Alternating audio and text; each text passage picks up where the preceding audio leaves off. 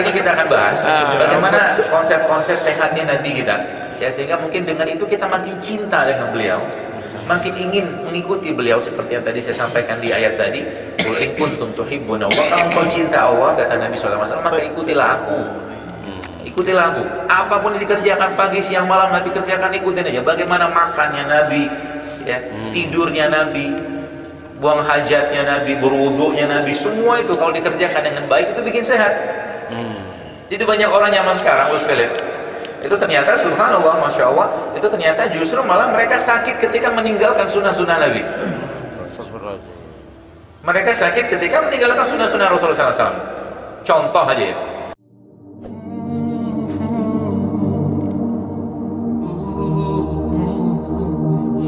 Bismillahirrahmanirrahim. Assalamualaikum warahmatullahi wabarakatuh. Waalaikumsalam warahmatullahi wabarakatuh.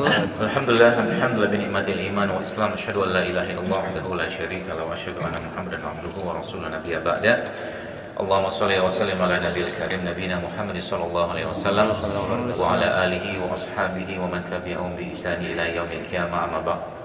Qala Allah ta'ala fil Qur'anil Karim, a'udzu billahi samii'il 'alim minasyaitonir rajim. Qul in kuntum tuhibbunallaha fattabi'uni yuhibbukumullah wa yaghfir lakum dzunubakum wallahu ghafurur rahim. Ikhwah sekalian, tidak ada kata yang terbaik yang kita bisa ucapkan pagi hari ini kecuali alhamdulillah, karena kita hari ini masih dibangunkan Allah kembali dari kematian sementara kita tadi malam. Yang mudah-mudahan hari ini menjadi hari yang lebih baik daripada hari yang kemarin. Amin. Dan alhamdulillah kita bersyukur juga kepada Allah Subhanahu wa taala, hari ini Allah masih memberi taufik hidayah kepada kita semua. Karena di akhir zaman seperti ini, Nabi SAW mengatakan ada orang-orang yang mungkin paginya beriman, sorenya sudah kafir, atau sorenya kafir, besok pagi sudah beriman. Jadi begitulah luar biasanya fitnah akhir zaman yang saat ini pun sudah begitu menyelimuti umat Islam. Kita berlindung kepada Allah, dihindarkan dari fitnah-fitnah akhir zaman tersebut, sehingga nanti kita bisa bertemu dan menatap wajah Allah dalam kondisi bertauhid. Dan kebahagiaan tertinggi seorang muslim sesungguhnya bukanlah ketika dia masuk surganya Allah. Kebahagiaan tertinggi seorang muslim adalah ketika dia menatap wajah Rabb-nya. Ketika dia melihat wajah Rabb-nya, ketika dia melihat wajah Rabb-nya seindah bulan purnama di malam hari, kata Nabi SAW. Bagaimana bentuk dan rupanya Allah kita tidak tahu, tapi Nabi SAW mengatakan Allahu jamil yuhibbul jamal. Allah itu indah. Indahnya seperti apa? Wallahu a'lam, kita tidak bisa bayangkan. Itu sebabnya orang-orang yang senantiasa menyebut nama Allah, maka yang terjadi apa? Allazina tatmainul qulubuhum bizikrillah, la bizikri tatmainul qulub. Allah akan membuat hatinya bergetar. Ketika ayat-ayat Allah dibacakan, maka hati akan bergetar. Ketika ayat-ayat Allah dibacakan, maka yang terjadi apa? Yang terjadi seperti Allah sampaikan dalam kitabnya, "Lau anzalna hadzal Qur'ana lajabil la ra'aitahu khashyan mutasaddian min khasyatillah." Bahwa sesungguhnya ketika Allah turunkan ayat-ayat Allah tersebut kepada gunung, kepada bukit, maka bukit tersebut akan hancur berkeping-keping. Maka sesungguhnya ketika Allah Subhanahu wa taala menurunkan ayat Al-Qur'an dan kita baca ayat tersebut dengan hati, pikiran dan kepala kita, maka yang terjadi adalah hamba Allah tersebut akan kharru sujjada wa bukiya. Dia akan menangis tersungkur dan bersujud kepada Allah Subhanahu wa taala karena saking takutnya dia kepada Allah. Itu yang dilakukan oleh Nabi SAW dan para sahabat beliau, sehingga Abu Bakar ketika membaca ayat-ayat tentang azab, tentang neraka, beliau pingsan. Saking tidak kuatnya jamaah sekalian untuk menerima kebesaran dari ayat tersebut. Dan Nabi Musa alaihissalam pun juga sama, Nabi yang sungguh mulia, yang dia bertanya pada Allah, bisa aku melihat engkau ya Rabb? Bisakah aku melihat engkau ya Allah? Maka Allah mengatakan, kau tak akan mampu melihatku ya Musa. Ketika Nabi Musa pengen berkata, pengen melihat Allah supaya dia lebih yakin, maka Nabi Musa berkata kepada Allah, ya Allah tolong tampakkan wajahnya.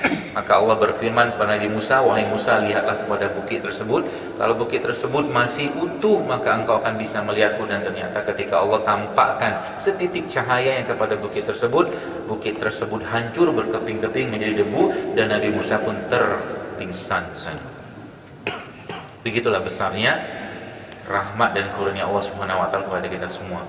Dan tak lupa taslim dan salawat terbaik kita sampaikan kepada manusia yang terbaik, manusia yang paling ganteng sedunia, manusia yang paling merindukan kita, manusia yang pagi, siang dan malam hidupnya mendoakan kita semua, manusia yang berkata kepada para sahabatnya, aku rindu dengan para saudara-saudaraku.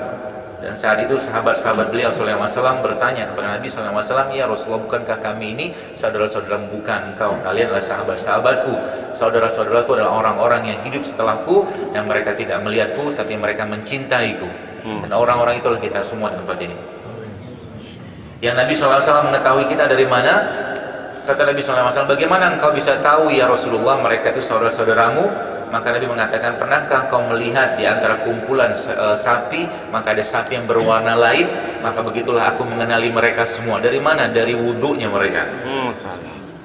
Maka subhanallah ya mas sekalian, bahkan Nabi SAW mengatakan orang yang senantiasa berwudhu itu bahkan dalam kondisi katakanlah dia mau tidur pun berwudhu. Jadi orang Islam ketika mau tidur bukan kita malah sibuk untuk buang hajat, tapi harusnya kita ketika mau tidur kita justru malah lebih baiknya berwudhu, disunahkan berwudhu. Kenapa? Karena ketika seorang tidur dalam kondisi berwudhu, maka gerak-geriknya ketika dia tidur pun berpindah sebelah kiri, berpindah sebelah kanan, maka malaikat memintakan ampun kepada orang berwudhu seperti itu.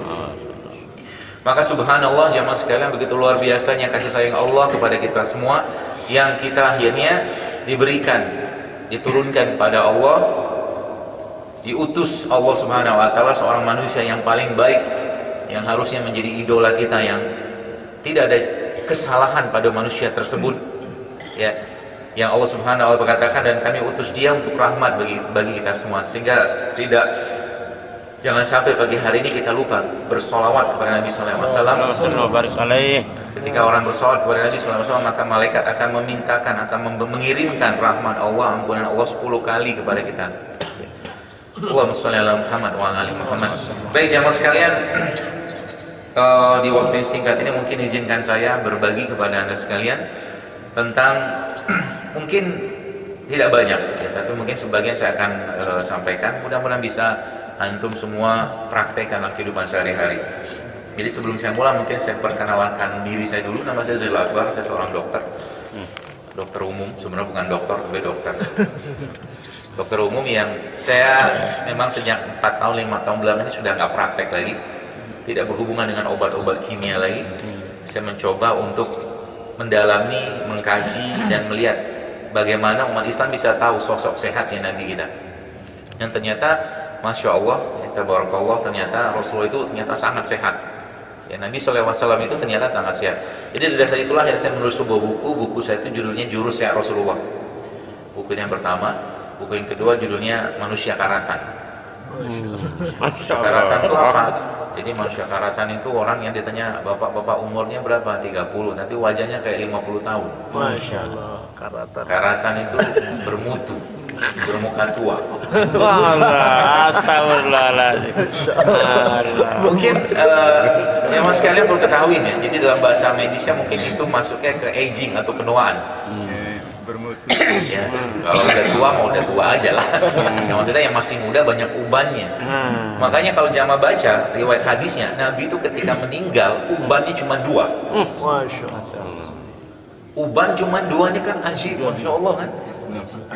Ada orang manusia ubannya cuma 2. Uban itu kan tanda penuaan. Artinya dengan kondisi Nabi SAW itu, beliau tuh stylenya itu nggak ada tuanya. Masya Allah. Ya, kalau kita kan umur 30 sudah berlimpah uban. Ya.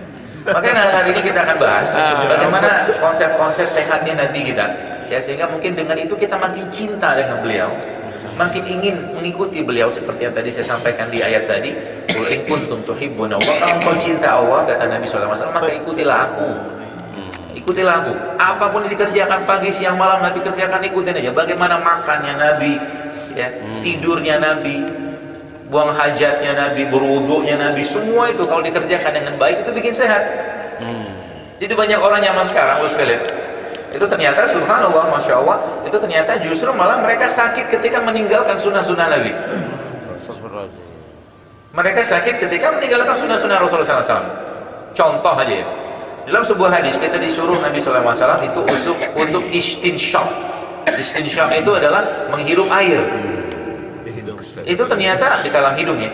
Kalau di dalam ketika kita berwudu, itu ternyata masya Allah di Mesir lakukan penelitian, ternyata ada kuman-kuman di hidung itu yang bertahan sekitar 5 jaman lah, kurang lebih 4 sampai 5 jam.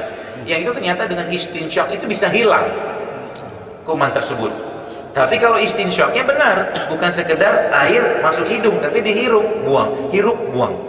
Makanya orang-orang yang berwudunya benar pasti tidak akan mungkin kena sinusitis. Ya kan?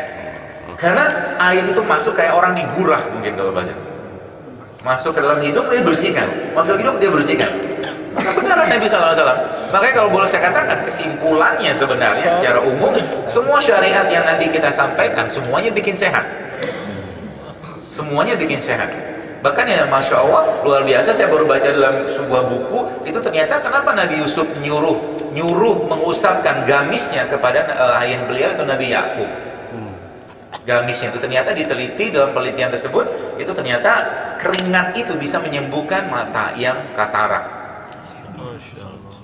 Ya, kita cukup punya ini udah cukup. Ya. Kalimat atau mungkin informasi dalam Al-Quran seperti ini udah cukup membuat kita sehat, Bapak sekalian. Ya. Nah, tapi mungkin saya akan kerucutkan menjadi hal-hal yang lebih spesifik yang Bapak-bapak Ibu sekalian bisa praktekkan kehidupan sehari-hari.